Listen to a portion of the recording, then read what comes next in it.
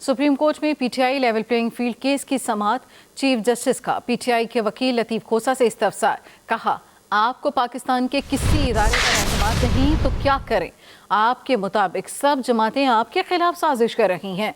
लतीफ खोसा ने दलाइल में कहा, तहरीक इंसाफ के अलावा किसी उम्मीदवार पर एमपीओ नहीं लगाया गया। इंतखाबी मुहिम चलाने की भी इजाज़त नहीं। समाअत पीर तक के लिए मुलतवी कर दी गई। सुप्रीम कोर्ट में समाअत हुई जिसमें मुकालमा किया गया। सुप्रीम कोर्ट में PTI level playing field case की समाअत। चीफ जस्टिस का पीटीआई के वकील लतीफ खोसा से इस्तफसार। कहा, आपके मुताबिक आपको पाकिस्तान के किसी इदारे पर एतमाद नहीं। आपके मुताबिक सब जमातें आपके खिलाफ साजिश कर रही हैं।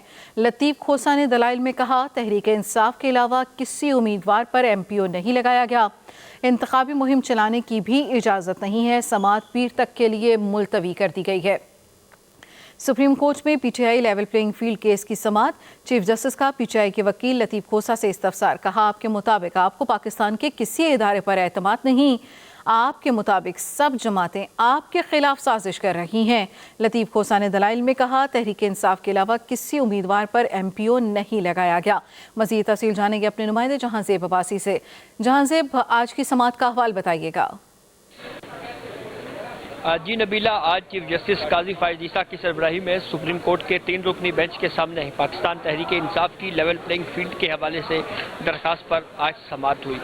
सुप्रीम कोर्ट में इलेक्शन कमीशन और चीफ सेक्रेटरी पंजाब की जानिब से जो जवाबात जमा करवाए गए थे, उन जवाबात को कोर्ट ने आज उनका जायज़ा लिया और फिर तहरीक इंसाफ को ये कहा कि आप इन जवाबात की रोशनी में अपने तहरीरी तौर के ऊपर अगर आपको कोई एतराज़ात हैं तो वो जमा करवाएं। इस केस की समाअत के दौरान हमने ये भी देखा कि पाकिस्तान तहरीक इंसाफ के वकील एडवोकेट लतीफ खोसा जिस अंदाज में आर्ग्यूमेंट्स कर रहे थे, उनके दलाइल में सियासी झलक ज़्यादा थी।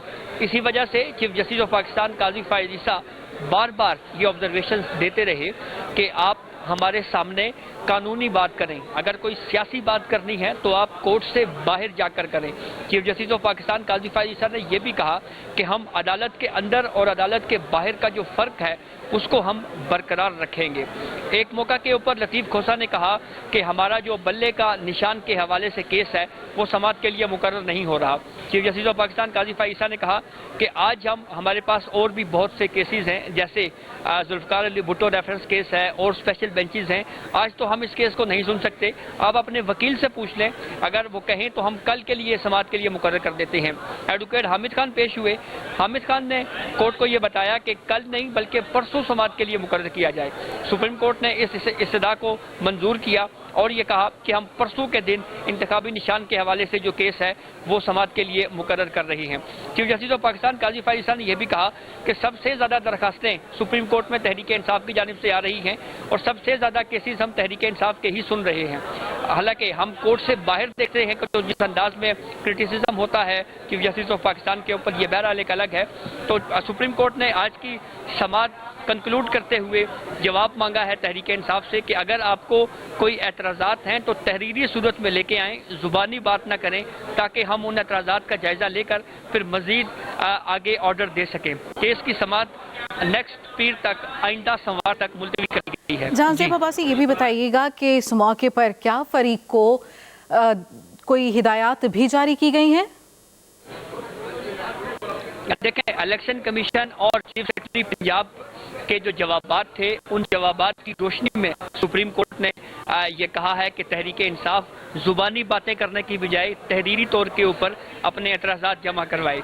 उसके साथ साथ इलेक्शन कमीशन और चीफ सेक्रेटरी पंजाब को भी कहा गया है कि वो भी इन तहरीक इंसाफ के एतराज़ात के ऊपर अगर जवाब जमा करवाना चाहे तो करवा सकता है। आज की इस केस प्रोसीडिंग के दौरान जस्टिस मोहम्मद अली मज़र ने इलेक्शन कमीशन की रिपोर्ट पढ़ी और ये कहा कि इलेक्शन कमीशन की रिपोर्ट कह रही है कि तहरीक इंसाफ के 76% से ज़ायद उम्मीदवारान के कागजात नामजदगी मंजूर हुए हैं और जो रह गए हैं वो तहरीक इंसाफ खुद मान रही है कि वो रिटर्निंग ऑफिसर्स या जो इलेक्शन ट्रिब्यूनल्स हैं वहाँ पे वो मामला जा रहा है, वहाँ पे वो चीज़ें देखी जा रही हैं, सेटल की जा रही हैं।